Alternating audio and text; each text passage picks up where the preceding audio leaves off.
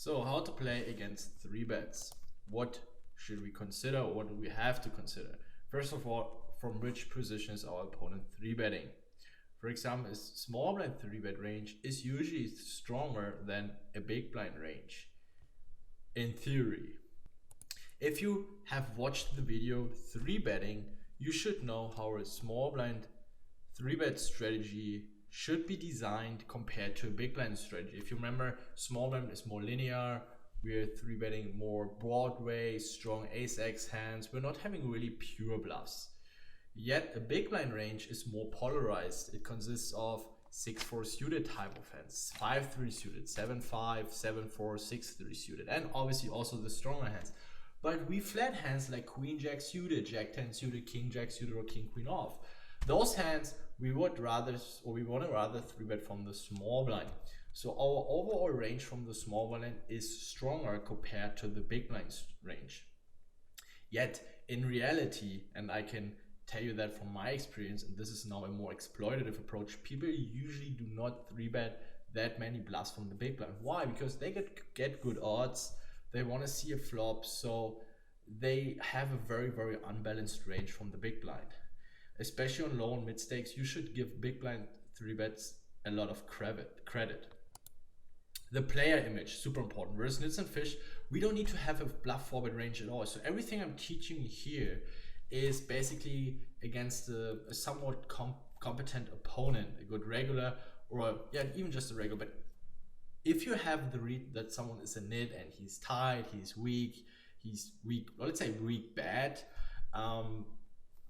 or he's a fish, we don't need to have a bluff 4-bet range at all. We just try to play our hand max EV, and just because it might be a good 4-bet bluff candidate, we don't necessarily have to 4-bet bluff. Also, the ranges, which I'm going to show you later, all the hands I have marked as 4-bet bluffs. Those are just potential candidates you can choose against aggressive opponents, or if you play against an opponent where you want to have a 4-bet bluffing range. But the moment you see it's a fish, it's a nit, play very exploitative, play very unbalanced.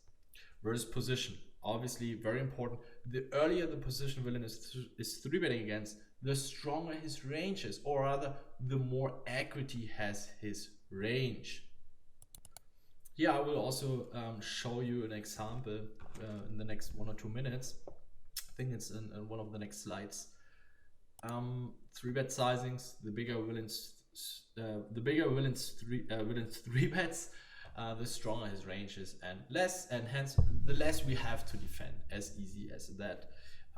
What 3-bet sizings we should use, or usually opponents should use, is something also I was teaching in the 3-bet course. So if someone is going ridiculous big, it's usually also very strong, and we don't need to defend against that much. If someone is 3-betting very small, I mean, against min 3-bets, we have to call any hand, right? And if someone is 3-betting slightly above min 3-bet, then yeah, we start folding a few hands. But you should always be aware of your opponent's 3-bet sizing. Stack size. For example, if someone 3-bets us and we have less than 40 big blinds, we do not set mine anymore. It doesn't mean that we cannot defend pocket pairs, because if we are playing against a fairly loose 3-bet strategy, we can still call a hand like 7s and 6s because we have enough equity. So here, the shorter we get, it's more about our equity, right?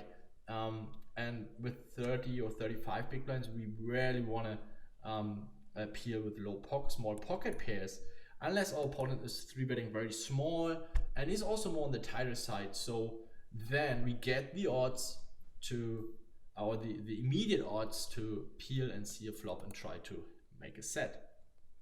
Playing deep, if we have more than 150 big blinds, I highly advise to never 4-bet.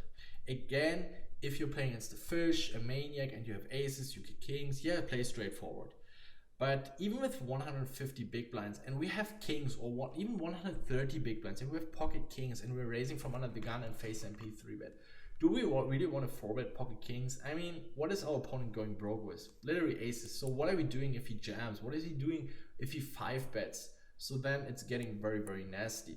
That means the deeper we get, the more we have to decrease our 4-bet frequencies. So if we are deeper than 150 big blinds and someone is 3-betting against us, we just call our entire range. I mean, not all hands, we obviously fold a decent amount of our range, but we don't have a 4-bet range. We just call or fold.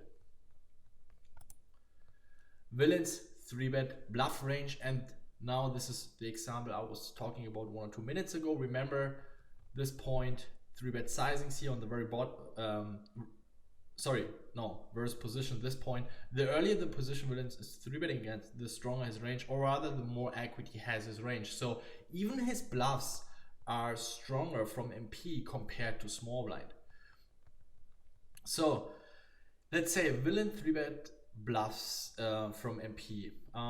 What kind of hands you could bluff with? King Queen suited, King Jack suited, Ace 10 suited, right? So we don't want to defend with King 10, Jack 10, Queen 10 suited, because we're even dominated by his bluffs. Let's say he's 3-betting from the small blind and we're sitting on the button. Here he can 3 with 9-8 suited, 8-7 suited, 6-5 suited. Here we want to defend with King 10, Jack 10, Queen 10 suited. So bear that in mind, that the position is very, very, very important. I know Queen 10 suited or Jack 10 suited are very nice looking hands, but against the Underdog +2 or MP 3-betting range, we barely want to flat those hands against the 3-bet.